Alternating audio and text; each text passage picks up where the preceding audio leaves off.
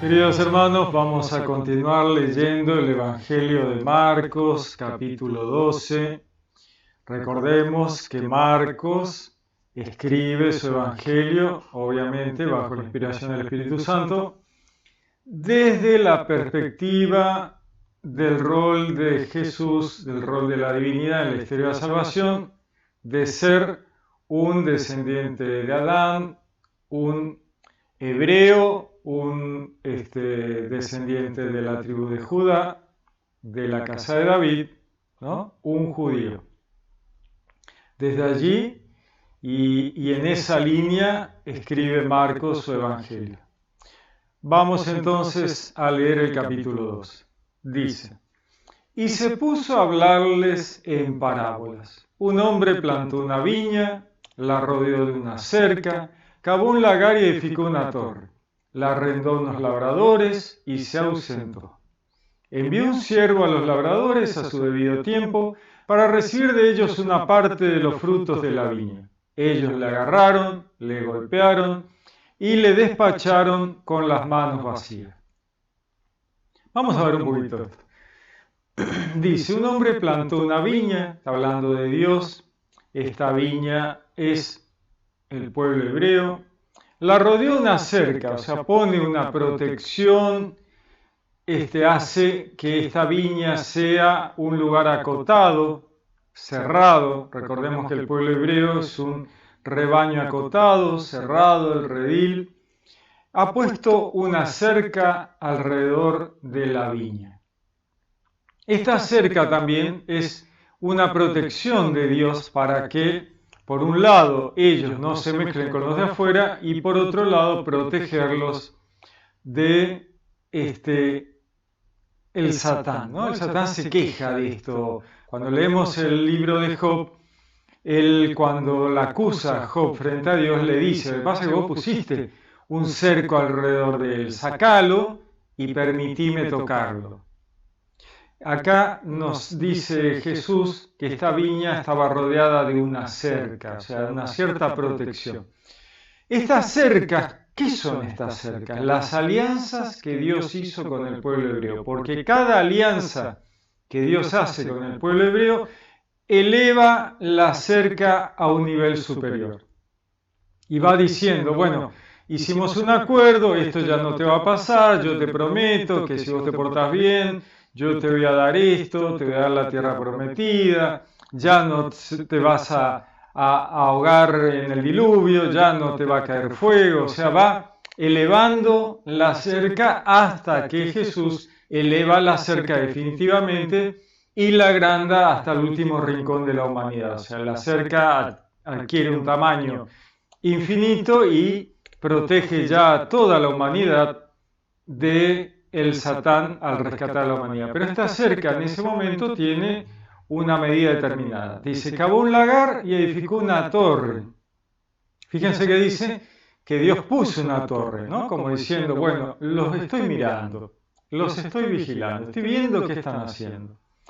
Las arrendó a unos labradores y se ausentó. Ahí está el pueblo hebreo, labrando la viña, ¿no? Envió un siervo a los labradores a su debido tiempo a recibir de ellos una parte de los frutos de la viña. Aquí está hablando de todos los profetas que fueron a ver, ¿no? A hablarle al pueblo, a decirle las cosas, a llamarles la atención, a buscar un producto de todo eso que Dios había hecho por ellos. Fruto en la Biblia siempre es producto de hechos, ¿no? Los hechos son frutos. Por sus frutos los conoceréis, decía Jesús, o sea, por lo que hacen, por lo que producen, por sus acciones, ¿no? Esos son los frutos.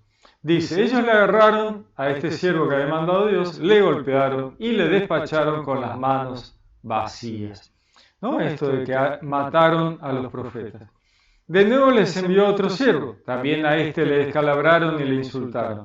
Y envió a otro, a este le mataron y también a otros muchos, hiriendo a unos, matando a otros, ¿no? Jesús le decía, ustedes mataron a los profetas. Todavía le quedaba un hijo, dice Jesús, un hijo querido, les envió a este, el último, diciendo, a mi hijo le respetarán. Pero aquellos labradores dijeron entre sí, este es el heredero, vamos, matémosle y será nuestra la herencia. Está hablando de él mismo, ¿no? El hijo querido de Dios. Jesús en esta parábola está hablando de sí mismo. Está enviando Dios a su hijo muy amado y dice, bueno, lo que piensa Dios, a mi hijo lo van a respetar. Sin embargo, esos labradores, aquellos maestros de la ley, los expertos en la Torá, lo que tendrían que haber labrado el pueblo hebreo para que diera mejores y mayores frutos, en vez de recibir al enviado, lo matan y creen que de esa manera van a lograr algo. Le agarraron, le mataron, le echaron fuera de la viña, ¿no? Recuerden que Jesús va a morir fuera de la ciudad de Jerusalén, ¿no? ¿Qué hará el dueño de la viña? Dice Jesús. Vendrá y dará muerte a los labradores y entregará la viña a otros. ¿No habéis leído esta escritura? La piedra que los constructores desecharon en piedra angular se ha convertido. ¿Fue el Señor quien hizo esto y es maravilloso a nuestros ojos? Les pregunta Jesús, ¿no? Recordándoles la escritura. Obviamente, los maestros de la ley, la jerarquía, los que enseñaban mal al pueblo, están dándose cuenta que él habla de ellos, ¿no? Les está diciendo, ustedes están queriendo matarme. En realidad Jesús le está diciendo, ustedes ya me mataron. Lo que pasa es que Jesús, como es Dios, ve el tiempo en un presente continuo. Lo que para nosotros es el futuro, Jesús ya lo vio. Esto ya fue así. Me mataron afuera de la ciudad, ¿no? Es lo que le está diciendo. Y la piedra que los constructores desecharon se ha convertido en piedra angular. Ya se ha convertido en piedra angular. Un presente continuo, pero todavía no ocurrió. Para Dios ya ocurrió. Dice, fue el Señor quien hizo esto y es maravilloso a nuestros ojos. Trataban de detenerle, obviamente, pero tuvieron miedo a la gente porque habían comprendido que la parábola la había dicho por ellos y dejándole se fueron. Claro, se dieron cuenta, obviamente, clarísimo, pero dijeron, si lo agarramos acá, la gente que está contenta con él nos va a perseguir a nosotros. Así que dejándole se fueron. Y envían donde él algunos fariseos y herodianos para cazarle en alguna palabra. Fíjense que manipulan a fariseos y herodianos para tratar de hacerle caer en algo que fuera contra la ley para poder acusarle, ¿no? Entonces, vienen y le dicen, maestro, sabemos que eres veraz. Mira cómo le están lavando la oreja, ¿no? Maestro, sabemos que eres veraz y que no te importa por nadie. Están llorando, sangrando por la herida. No te cuidas de nosotros, nosotros que somos los jerarcas y vos no nos das bolilla, ¿no? Están sangrando por la herida. Maestro, sabemos que eres veraz y que no te importa por nadie. ¿Por qué no miras la condición? Porque no miras la condición de las personas, sino que enseñas con franqueza el camino de Dios, ¿no? Ellos están diciendo, ¿por qué no miras la condición de las personas? ¿No? Como diciendo, che, vos no te importa que seamos los jefes, no te importa que... ¿no? Al final. Sino que enseñas con franqueza el camino de Dios. ¿Es lícito pagar tributo al César o no? ¿Pagamos o dejamos de pagar? Ellos van a tratar de hacerle caer a Jesús en un tema de rebelión política contra el César. ¿No? Están esperando que Jesús le diga, no le pague nada al César. ¿Quién es el César para pagarle? ¿No? Y entonces ellos le caen encima con una denuncia al César, a Pilato, obviamente, que era el jefe allí, diciéndole, este va contra el Imperio Romano, quiere pagar los impuestos, ¿no? Esa era la onda. Continúa, más él, dándose cuenta de su hipocresía, les dijo, ¿por qué me tentáis? Tráeme un denario que lo vea. Se lo trajeron y les dice, ¿de quién es esta imagen? Y la inscripción. Ellos le dijeron, del César. Jesús le dijo, lo del César, devolvédselo al César. Y lo de Dios, a Dios. Y se maravillaban de él. ¿Qué fue lo que ocurrió acá? Bueno, el César era Dios para los romanos. la divinidad del César. El César era Dios para los romanos. El César, los romanos conquistaban, llevaban su imperio a todos lados y no tenían problema con las religiones, siempre y cuando reconocieran la divinidad del César. Y después podías tener 800 millones de dioses, a ellos no le importaban. Ahora, para el pueblo hebreo, reconocer la divinidad del César era blasfemia y merecían morir inmediatamente por su politeísmo, ¿no? O sea, aquel hebreo que reconocía la divinidad del César lo mataban instantáneamente. Eso es lo que estaban buscando también con Jesús, matarlo en el momento en que él reconociera la divinidad del César. Pero Dios, ¿qué le dice? Miren, el dinero, la plata, el efectivo, lo que representa esto, el impuesto, déselo al César. Esta moneda del César, sí, devuélvesela. Pero lo que es de Dios, que no es el César, a Dios, a Yahvé. ¿Por qué? Porque acá está la imagen del César. Esta imagen no es de Dios, es del César. Devuélvanselo al César. Pero lo de Dios, que no es el César, dénselo a Dios. La alabanza, la gloria, todo lo demás. A Dios, que no es César, es Yahvé. Con lo cual tuvieron que quedarse bien calladitos y bien piolas y vieron que no pudieron hacer nada, porque cualquier cosa que hubieran dicho hubiera terminado contra ellos. Continúa. Se le acercaron unos saduceos, esos que niegan que haya resurrección, ¿no? Fíjense que los saduceos no creen en la resurrección. Hoy siguen sin creer en la resurrección. Y les preguntaban, Maestro, Moisés nos dejó escrito que si muere el hermano de alguno y deja mujer, no deja hijos, que su hermano tome a la mujer para dar descendencia a su hermano. Eran 7 hermanos. El primero tomó mujer que murió sin dejar descendencia. También el segundo la tomó y murió sin dejar descendencia. Y el tercero lo mismo. Ninguno de los 7 dejó descendencia. Después de todos, murió también la mujer. En la resurrección, cuando resuciten, ¿de cuál de ellos será mujer? Porque los 7 la tuvieron por mujer. Fíjense, ¿no? Que como riéndose los saduceos diciendo, acá te agarramos, porque la resurrección no existe. Así que ahora, ¿qué nos vas a decir? ¿No? A ver, ¿cómo te disfrazás? ¿De qué te disfrazás para contestarnos? ¿No? Pícara, así como diciendo, la tenemos reatada. Jesús le contestó, ¿no estáis en un error precisamente por esto, por no entender las Escrituras ni el poder de Dios? Pues cuando resuciten de entre los muertos, ni ellos tomarán mujer, ni ellas marido, sino que serán como ángeles en los cielos. Fíjense qué interesante, ¿no? Porque dicen, mire, la reproducción, el matrimonio, es un tema terrenal para la reproducción, tener hijos, llenar el planeta. Pero en el cielo, cuando resuciten y tengan una nueva realidad de existencia, eso no existe más. Ya no es necesario. Sino que serán como ángeles en los cielos. ¿No? Ahí Jesús nos cuenta directamente cómo será aquel momento en la resurrección. Y acerca de que los muertos resucitan, dice, ¿no habéis leído en el libro de Moisés, en lo de la zarza, cómo Dios les dijo, yo soy el Dios de Abraham, el Dios de Isaac y el Dios de Jacob?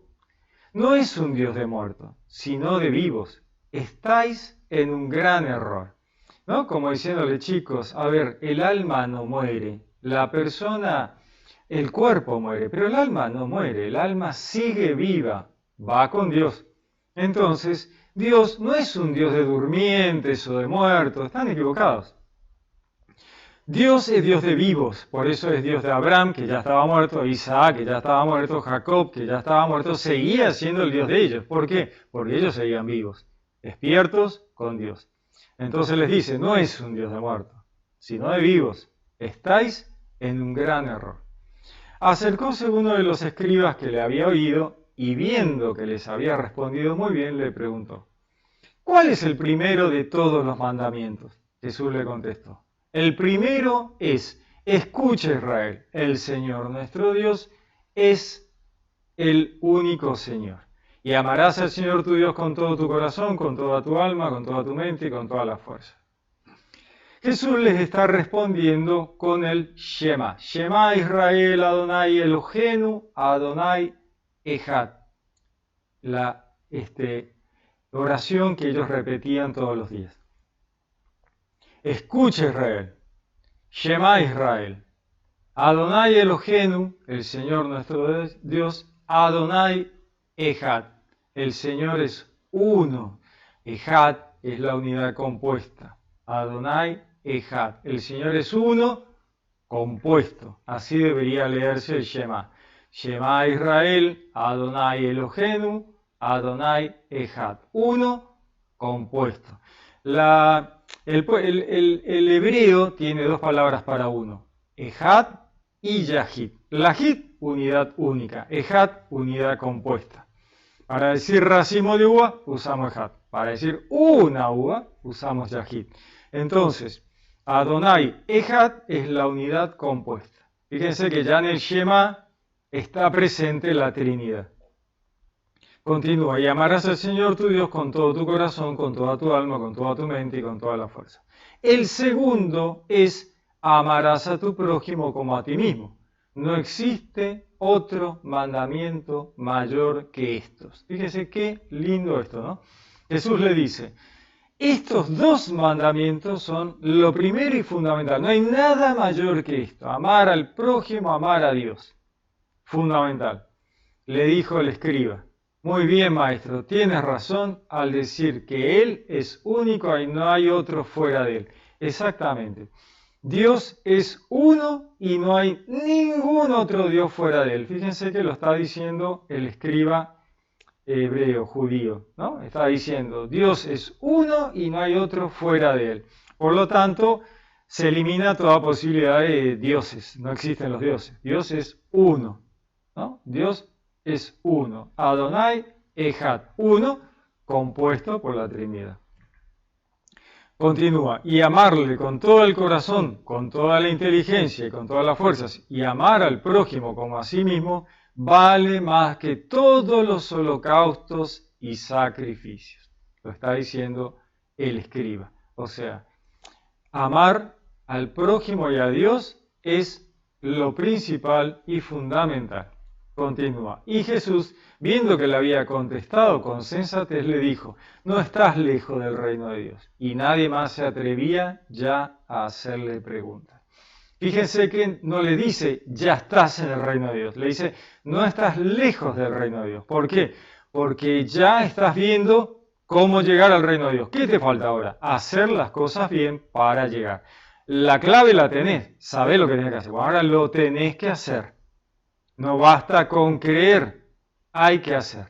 Fe sola no, acciones. Hay que hacer las cosas bien en función de lo que Dios te ha dicho que debes hacer.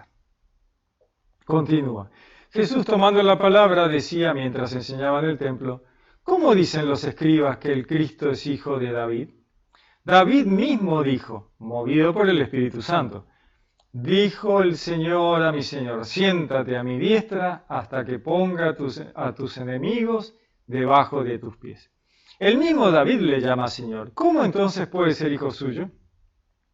La muchedumbre le oía con agrado. Fíjense que Jesús les está diciendo, presten atención al Antiguo Testamento, a la Torá, a lo que ya decía los textos, ¿no?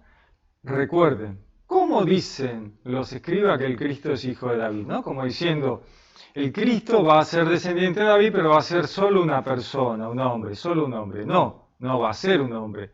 Es de características de esencia divina. ¿Por qué? Porque existe antes que David, ¿no? Y entonces les recuerda, David mismo dijo, movido por el Espíritu Santo, dijo el Señor a mi Señor, siéntate a mi diestra hasta que ponga a tus enemigos debajo de tus pies.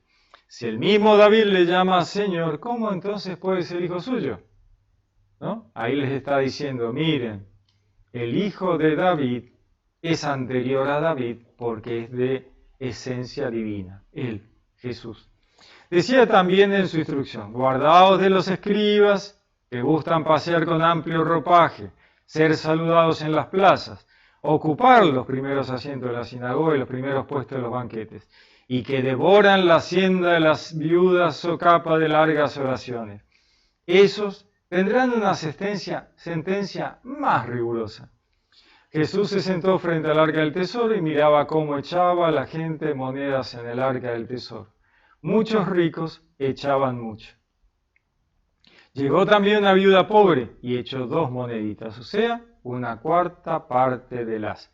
Entonces, llamando a sus discípulos, les dijo: Os digo, de verdad que esta viuda pobre ha echado más que todos los que echan en el arca del tesoro, porque todos han echado de lo que les sobraba. Esta, en cambio, ha echado de lo que necesitaba, todo lo cuanto poseía, todo lo que tenía para vivir, ¿no? Acá Jesús primero les dice: miren, cuídense de esta gente, escribas, ¿no? Que dicen, que saben, que dicen, que enseñan, que dicen que han estudiado la Torá y que les gusta pasear con ropa cara, ¿no? Ser saludados en las plazas, que todos los aplaudan, ocupar los primeros asientos en las sinagogas, los primeros puestos en los banquetes, que se quedan con la plata de las viudas y se devoran la hacienda de las viudas con esta excusa de largas oraciones. Yo voy a orar por vos y dame plata para el templo, ¿no? Y se quedan con la plata de la gente. Esos, dice Jesús, tendrán una sentencia más rigurosa, ¿no? Porque deberían haber obrado bien, la gente confió en ellos y ellos los defraudaron. Así que Dios va a ser mucho más duro con ellos. Jesús se sienta frente al arca del tesoro, ahí donde la gente tenía que dejar la ofrenda cuando entraba al templo, y miraba cómo la gente echaba monedas en el arca del tesoro. Muchos ricos mostraban que echaban mucha plata, ¿no? Haciendo ostentación metían mucha plata, pero de la plata que les sobraba. Y llega una mujer muy pobre, con muy poquito dinero, y dice Jesús que echó todo lo que tenía para vivir. Y le dicen: mire, esta echó 2 moneditas, pero era todo lo que tenían. Por lo tanto, ella ha echado mucho más que todo lo que echaron los ricos, ¿no? La relación. Dios, la lógica de Dios, ¿no? Dios ve otras cosas. Dios valora otras cosas. Está mirando más allá, está viendo más allá, está viendo el corazón de la persona, está analizando lo que la persona en su corazón hace más allá de lo que parece. Hermoso, muy lindo, muy lindo. Muy bien, les deseo un lindo día, que Dios los bendiga, los saludo con gran afecto, les habló Pablo Castro.